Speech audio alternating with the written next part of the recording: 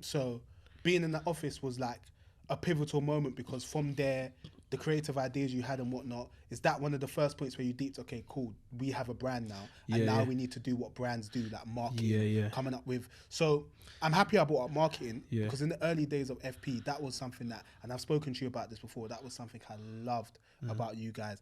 I felt as though fashion and music for you, you saw how much that sort of intersection would help the brand for one, fashion and entertainment and all the things you were basically doing. So like, how did that sort of marketing side come into the equation? So like at the time, you know, like I didn't really know, but like I knew people that knew certain rappers and stuff like that. So it was easy to kind of get some things onto certain rappers, and I felt like that helped us as well because at the time UK music was at a big point. Like what time would you say this was? I'll say like 09, I'll say like 18, 19, okay. 19, 18, like 19, yeah, them times there. UK music was at a strong point. A lot of things are going on. It had a lot of influence and stuff like that. So certain artists, it was good for us to get them on it, the clothes and stuff like that. I felt that helped a lot within the industry. And I think even past that to a point where I think it was like even we carried it on for a while, you know what I mean? Up until still do it now anyway, but obviously a different scale now.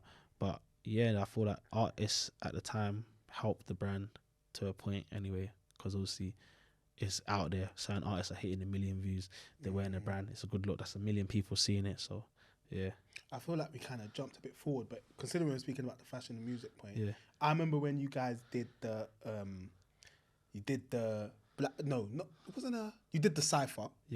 And Hazey happened to go viral off of your cypher, and then not too long after, you obviously had Benzz again, and he did the he had the song and he was wearing FullyPaid in it and whatnot. So FullyPaid was an integral part of those things going viral. What role would you say the brand played in that, and what sort of impact did that have on the brand as a whole? Well, Black Box, it was us sponsoring it, so it looked good anyway because we sponsored it. So it was good anyway because Hazey obviously said FullyPaid, I'm earner, so he's saying the brand's name. It was a good moment because obviously it's giving us free marketing, free promo, etc. over Twitter.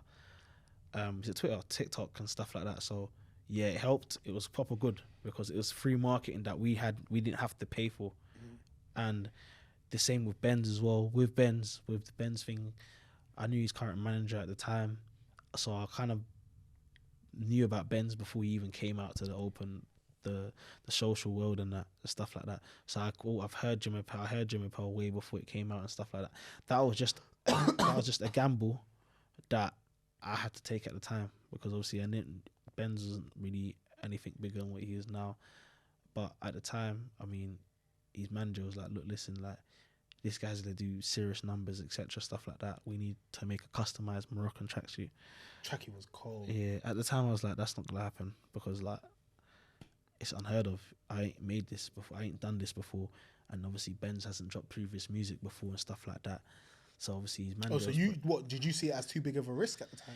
To make a customize, yeah. So I said, look, I'll give him this tracksuit. I was like, which he did wear for the video, but he wanted a customized thing. But I was like, I ain't made a customized thing for artists before, unless it's an album collab or tape. So I was thinking it's more of a risk because I'm thinking he hasn't dropped anything yet. So what's the initiative behind it? But they were adamant that the song would do very well, and obviously I believed in it as well. So I just said, you know what, I want to go ahead with it. Especially the Moroccan community is kind of big in West London. And you recorded it in Goulburn, right? Yeah. So yeah, I went ahead with it. The spiritual home of Morocco in Europe is Goulburn. So basically, I just said, you know what, we're gonna go ahead with it and do it, and it was a good move because that went off. Went off. The Moroccan tracksuit we ended up putting online that did very well as well. It went off because now we're getting a lot of Arabs and Moroccans getting their eyes on the brand, and buying the Moroccan tracksuit just because of Benz's video, which is mad. So yeah. So speaking of that, in terms of what listeners can kind of learn from it, like, because I like the way you positioned it, because you didn't say that somebody said you should do it and you just did it. You had to think about it. You really had to assess the way and the cons. Yeah. How do up and coming brands kind of determine what sort of artists they should work for and what sort of music opportunities they should kind of lean into? I mean, it's all down to you, innit? Like, it's a risky one. Like, sometimes it can be risky, but it's all down to you. Like, you have to go with your gut instincts, innit? So I went with my gut then to say, yeah, do it. Do you know what I'm saying? So sometimes it all comes down to your gut and all comes down to you thinking how good the artist is and what is the potential regain from it, innit? And stuff like that. I feel like you have to kind of really, really sit down, assess background checks and see what makes sense and what not makes sense. And then from there, you'll be able to like weigh out the move from there, whether to trigger it or not. So yeah. And speaking of collaborations, as well, obviously you know my favorite collaboration you lot did. Which one? Which one? Bro, you remember, man? I know. Actually, what was yeah. That was legendary. That was dope, bro. Legendary moment. And obviously, I'll just speak about why I loved it so much. Like, for me, it just seemed so authentic. Yeah. Ashley Waters was originally from South, though, right? Yeah, he's from South, innit? But because of films like Bullet Boy and whatnot, which was set in East, like, it made so much sense. Yeah. And particularly at that time, like, as much as fashion films within like the streetwear space are a bigger thing now, that was kind of one of the first ones that I'd kind of seen. It was good because it was like a film, but it was also like clearly an ad, and I liked the way it was scripted and how it was done and whatnot. Like, how did something like that come about, and what sort of impact does working with someone as culturally relevant as Ashley Waters have on a brand like FullyPaid? Bro, it was an exciting moment because obviously, like, you know, Ashley is, you know what I'm saying, he is that guy in it in terms of like TopBoy and stuff like that. And whereas we formed a great relationship with him, like it was a good moment because it was like something that I couldn't have imagined happening a couple of years before that. Do you know what I'm saying? Because we didn't know who he was. Well, we knew who he was, but we haven't been in contact with him at the time and stuff like that. But it was a big moment for us, culture-wise and stuff like that. I feel like it also made people take the brand a bit more seriously from that moment. And big up Ashley for that as well, because he didn't have to do that. He's like, you know what I'm saying, he's big and stuff, like he didn't have to do that, but he genuinely did it because he fucks with the brand. He likes our like motive, our vision and stuff like that. So yeah. Speaking of that, FP, you mentioned, sorry Rash, you saying something? No, that's it. Oh, sorry, I thought you was waving. Speaking of that, FP, you mentioned people taking the brand more seriously, yeah?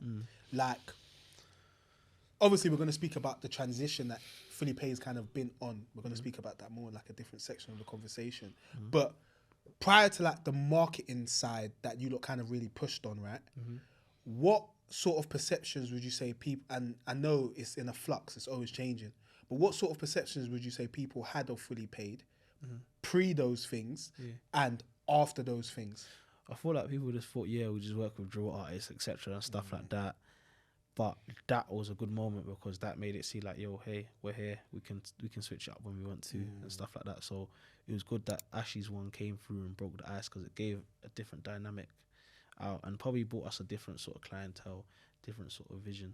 Like people they look towards the brand and thought, yeah, you know what, they kind of understand what we were trying to do and stuff like that. So I won't say I wouldn't blame what perception people had at the time, because it's what we was putting out there.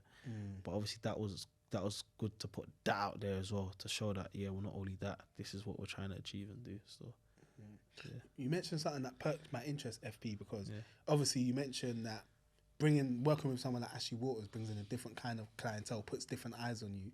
Then obviously people like Benzz and Hazey are kind of in the same box. So they're probably going to bring in the same types of people, even though things on TikTok go viral and whatnot. Like, naturally, they're going to bring in people like them, young youths and whatnot.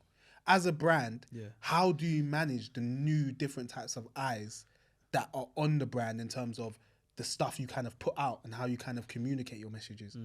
I try and keep it the same. I don't try and change anything. I try and keep everything as, you know what I mean, transparent as possible, because I feel like that's what makes you still stay relevant. Not even that, I'm still here now anyway from the things I've done. So we try not to change things up much. We try and keep it as much transparent so people can understand the message, because obviously when you start changing things up way too much in terms of message, it can sort of like confuse people. So we try and be true to ourselves and not try and impress anyone.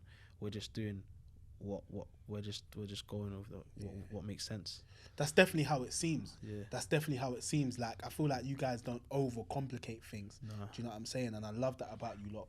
And speaking of, like, to me, it feels like you're kind of mentioning brands needing to be authentic and almost like having their message and just putting it out in kind of everything they do. Yeah. Like, I know the Fully Paid message is like believe in the hustle and kind of everything kind of comes back to that. Yeah, yeah. 100%. One, why is that the message? And my second question is, like, what ways do you feel like the brand communicates that? Yeah, well, I mean, the brand communicates that through the work itself. And if you follow me on my personal page, then you'll understand a bit more, do you know what I'm saying, about VTS and stuff like that, of believing in the process. Because sometimes I do try and show the process and the finished article and stuff like that. So I feel like the message is the message, because obviously I try and be as much transparent as possible so people can understand the vision and stuff like that. I hope some people understand the vision anyway. So yeah. And why is, like, believe in the hustle Fully Paid's core message? Is that something you came up with? Is something your co-founder came up with? I think co-founder at the time. I think at the time it's because we didn't know where it was going, we didn't know what we was doing, but that message is like, all right, cool, we're just gonna believe and just keep hustling. So believe in the hustle, believe in the hustle you're trying to do, because obviously at the time we didn't know where it was going, so we just had to believe in what we're doing. So I feel like that message is still a strong message till today, because, you know, there's many times where I might not know exactly what I'm going to do, but I'm still believing in the end product and stuff like that. So that message will always be about. Yeah, that will never change. No. Because it's interesting, because as Fully Paid gets bigger, you're scaling. The goalpost keeps moving. Therefore, you're having to achieve different goals all the time. So naturally, although you've achieved so much already, there's going to be points where you question what you're doing and you might question yourself. So as you're saying, you just have to believe in the hustle and believe that you're on the right path. 100%, that's it. That's the goal. Just keep it up. So yeah, believe in the hustle. That's the slogan still. Thank you for watching another episode of Where's My Podcast. If you ever want to take in future episodes on the go, you can find us on Spotify and Apple Podcasts. Whilst you're there, please leave us a 5-star review. It would really help. And also, don't forget to follow us on our Instagram, WMTV_LDN, to keep up to date with the latest goings on in UK fashion. Keep it locked.